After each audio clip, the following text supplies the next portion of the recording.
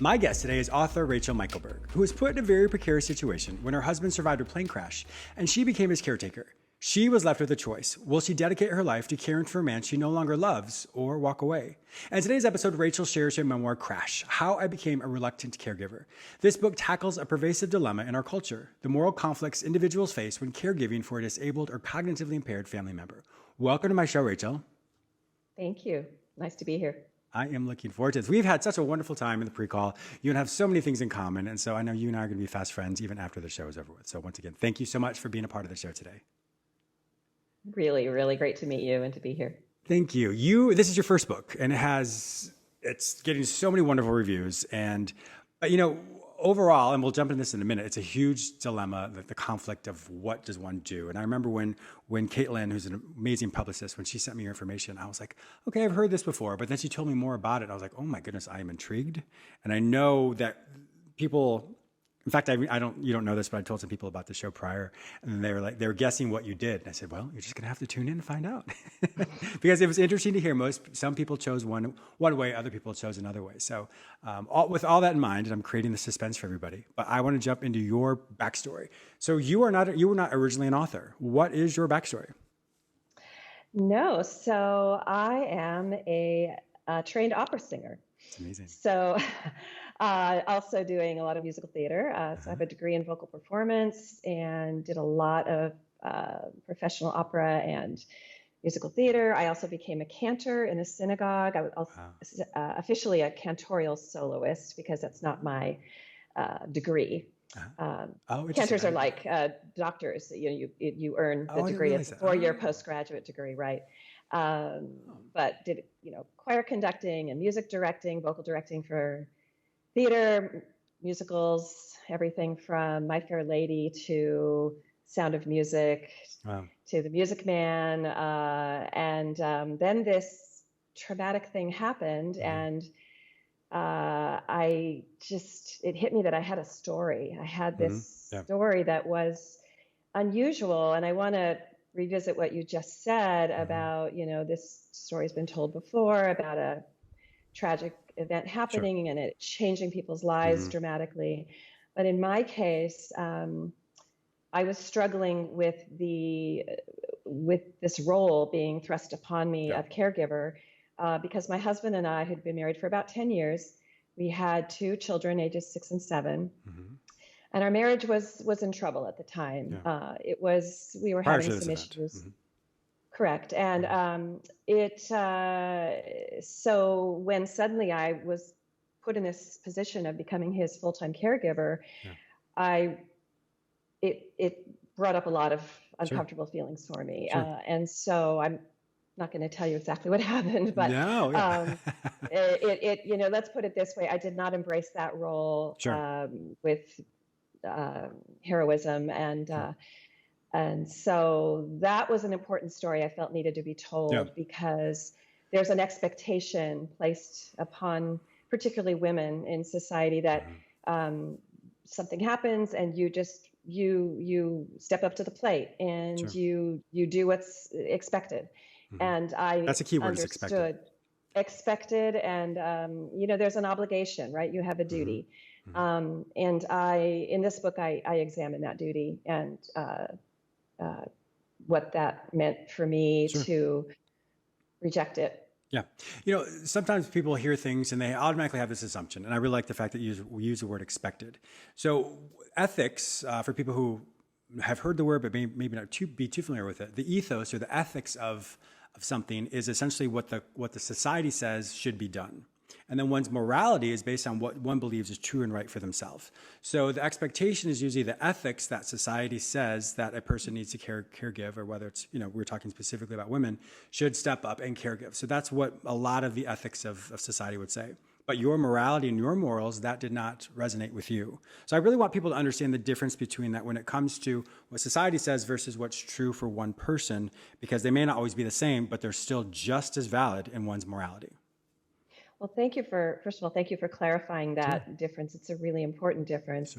And, I wouldn't say that I they were completely different. I Sure, did of course. feel that I had a huge responsibility to take care of him, and that was the conflict for me. Hmm. Was Hmm. I felt the need and the desire to give him the best possible life, the most dignity that he could have with this very severe brain injury.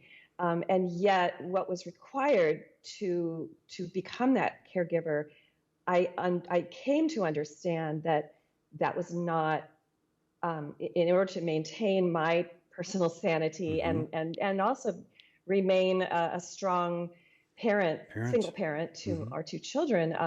That just wasn't going to mesh. Yeah. That situation wasn't going to be Viable for you. possible, Hmm. viable. Thank you. Yeah. That's the word I was So looking the plane crash happened. I'm so sorry about that. Obviously, I can't imagine how devastating that is, regardless of just having someone you love or someone in your life having being part of a plane crash. Very, very devastating. But prior to that, what you said earlier was there was some difficulties in your marriage, and so with that, since it was on the rocks, things were struggling, and then you're in this position. And I'm going to speak for you. These are totally my words. Prior to that, I'm assuming the way things were rolling out to this day, you weren't sure if you would be with him or not with him. And so when the plane crash happened, and then you're put in this position, thrust in this position of this is what I have to do, still being a single parent, and then the recognition of the person I'm caretaking for, that's now going to dedicate all my life to, and moving in the direction of perhaps divorce already. Now that says the choice I have to make is to dedicate the rest of my life to this. How am I going to live? How do I keep my own individuality? How do I keep my own dreams, my own desires whilst doing that? And so there's such a dichotomy there. That's I think that's a really good word we use as far as just the fork in the road, if you will. I mean, there's such a huge disconnect. disconnect. Yeah. Yeah. How did you even Yeah. decide that? I mean, I can't even imagine that. Well, in some ways, the universe kind of decided it for me. Hmm. I became quite ill myself Oh. about 5 weeks after the accident. Mm. I had an eating disorder that I had in college, Hmm. uh, reared its ugly head, Sure. and at that time, and then I became very ill with an abdominal infection that landed me in the hospital. So there was kind of a clarity that, well, my body's also Hmm. shutting down. Like, Hmm. I am so stressed, even at the idea of him coming home, because Sure. he was still in the hospital at this point. Wow. That's telling me something. I still hadn't made the decision. Sure. Took me another 6 months or so to Okay. That's a long really time. That is a process. long time. Yeah, It certainly is. well, I would say it took me 4 to 6 months. It wasn't like overnight, Sure. Yeah. but the things that helped me, the various factors that helped me move in that direction or become clear, gain the Hmm. clarity I needed, were I was doing a lot of yoga at that Hmm. time. Believe it Hmm. or not, that just being on the mat, I just would Yes. would would sob. I mean, I remember soaking my yoga mat and the Yeah. teacher coming over and bringing me a Kleenex, um, and that just helped with the process, Yeah. right? It does. Talking to incredible supportive friends who were just holding my hand the whole time, um, some of whom are therapists, so that helped. Hmm. And then my own therapy, Yeah. just really being honest, Yeah. just really digging deep and saying, who am I kidding? Yeah. I can't do this. Yeah. And I had his whole family who was, particularly his sister, who they actually were overseas. They were in Israel and in Germany. My husband is German, Hmm. who were coming over to the States and putting some pressure on me to take him home. And then he kept having seizures and various his own physical Hmm. uh, Ailments. problems that that were it would sort of give me a bit of a reprieve from making that Yeah. decision. So he stayed in the hospital for many months, um, and so as like again it was a long Yeah. process involving a lot of different support systems. When you had multiple voices, his family, your friends, all these different people saying things to you, how did you find clarity to say this is what is right for me? Yeah, there's a scene in the book It's a therapy session, and the therapist digs deep, and she just asks the questions like, how would it feel? Imagine him being in your home, in our little small home in San Jose, California, 1,500 square foot home with the 2 kids and the cat, and, and you and him. How would that feel? And I lost it. And so I think how my body physically reacted to imagining the scenario is, so it really was that therapy session, I believe, that where things started to turn. There was another incident that happened, which is a pivotal scene in the book, where I come out of the hospital. My weight is quite low. I'm very drained. And the social worker gives me permission to consider another option, just temporarily, to have him go to a facility. Just a temporary option. And my good girl mind is screaming, no, I can't do that. He has to come home. What kind of a monster wouldn't take him home? She said, it's only temporary. And I said, okay. But then it became more permanent. So now I've given away the. I know. Okay, There's more though. Yeah. We'll delete that part. I'm just kidding. But you said something, and this is not a counseling session at all. But it was interesting to hear that you say the good girl version of you. Have you ever thought the difference of that? If that's still that there's a part of you that feels that you have to, I guess, what's the word I'm looking for? You have to do what, like I said, society says. So the good, that's the good girl of you. And so do people consider you the bad girl at times, a bad woman rather, at times? I'm sure some people do. From the choice I made, I know that some people did, and that's in the story. I got a lot of pushback. Some very, very dramatic and aggressive pushback. And I talk about in the book. I talk about my evil twin. At first the evil twin is the one saying, "You can't take care of him. That's just going to be too hard, and it's going to be too messy and too difficult. You won't have any freedom, and you won't have a life. And what are the kids going to think? What are their friends going to think when they come over to play and their friend's dad is acting all weird?" All of those thoughts went through my head, and all those thoughts, I wrote them down. Which is just, I want to normalize that. I mean, that is a normal thought process for anyone. And I don't think people talk about that. And so I'm so glad to hear you say that. And of course, we're not going to give away what's in the book because people are going to purchase it. But it is important to realize the thoughts we have. And if someone was to really tape our thoughts, I mean, I know I have some thoughts that are not to quote, the psychotherapist thoughts. So I know I have them, you have them, we all have them. But the point is we often don't talk about those things. And so to normalize it, that all those thoughts went through your head is something that I can't imagine a single person would not have any of those thoughts. So thank you for being so bold and so honest and so vulnerable in sharing those things. Yes, I have heard in some of the reviews, I've been told, well, not directly, but they've said, she's so brave. At the time, I didn't feel brave at all. Yeah. Right. And it has me thinking, oh my gosh, maybe I did say too much. But I always thought that was the point of a memoir, is to really be open. And as I was writing it, my writing teachers were encouraging me, just write it all. And later, if you need to edit, you can do it later. Good. I like that. But I left most of it. I remember you said that. One lady in particular says she has, what is she? My words, not yours. That you have a very like a sailor's mouth at times with some of your thoughts. When you told me that, I thought that was hysterical. Because one review said I used a lot of profanity, but I wasn't thinking, oh darn it, I wasn't thinking that, so I didn't write that. Yes, exactly. And that's one thing I really appreciate about you being so vulnerable and be so real, because the majority of us say those things or think those things. So once again, thank you for really being honest with us. A couple of years ago, I had a person on my show who also had a choice like yours. She was a mother and had 2 kids, and she was divorced, and she had custody of the kids, but she realized she just couldn't care for them the way that they needed to be cared for. And so she made a choice as well. And so I think, kind of going back to what you're saying as well, as far as women have these expectations that are thrust upon them. And so to hear her story and to hear your story, I love to hear that society may say one thing, but there's another aspect of society that also says another thing. So if someone feels forced into something, then that eventually can cause resentment. It can cause so many other things.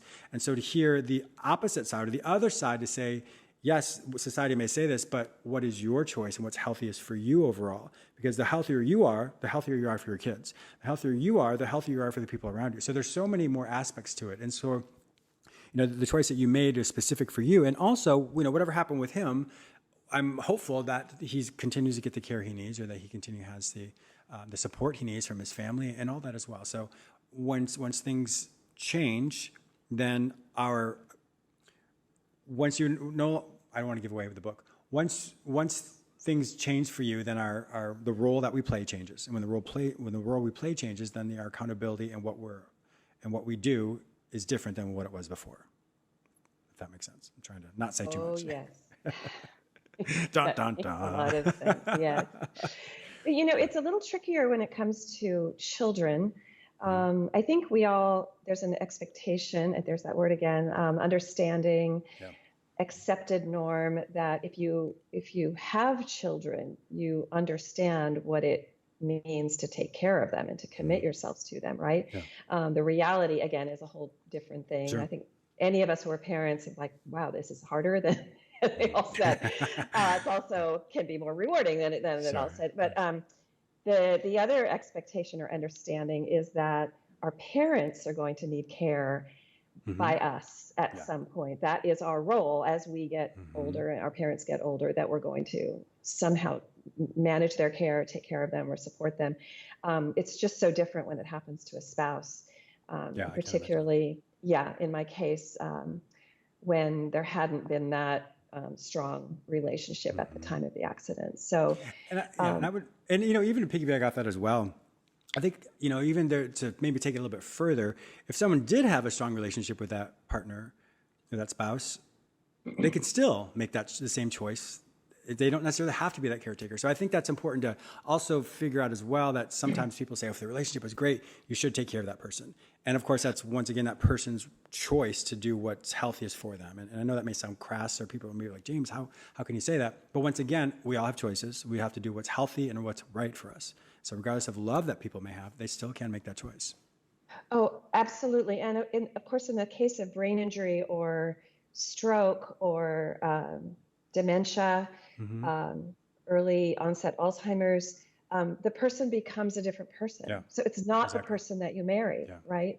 And so in our case, that was just extreme. He was really not only physically dependent and unstable, but cognitively, and we knew that it wasn't really going to get any better. Sure. There was just no question that it was permanent.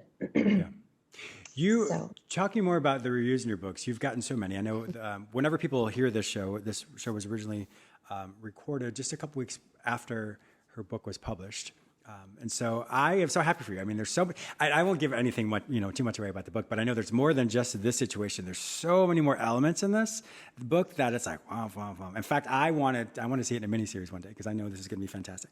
So I'm really looking forward to that. We'll see what happens. But my listeners, I definitely want you to purchase this book, Crash, How I Became let me try that again, because I got so excited about the miniseries. Her book is Crash, How I Became a Reluctant Caregiver. So before we close out though, what's next for you? This is your first book. You're on a book tour. What's going on? Yes, well, I'm on a virtual blog tour. Book tours, I don't know that they'll ever come back the same way, but I'm doing some of these shows, radio shows and podcasts and NPR interviews, which is great. I've been doing a lot of guest blog posts.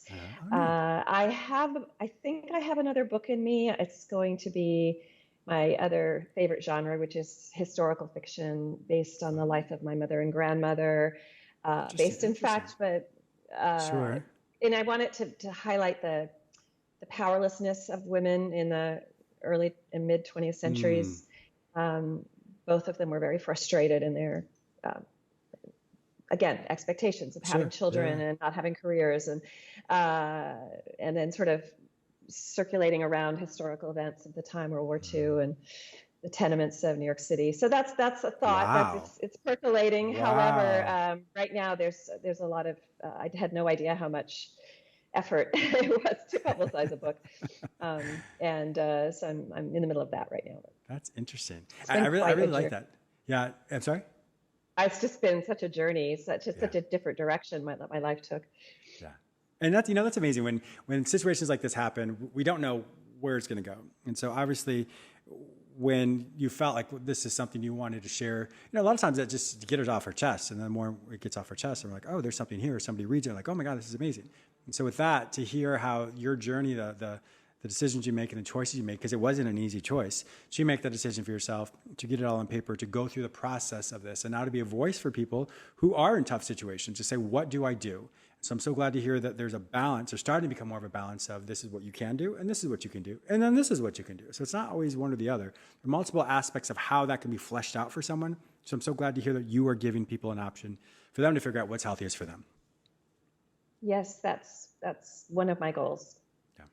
And resilience, that it was a pretty awful time, and I just one step at a time, just kept putting one foot in front of the other,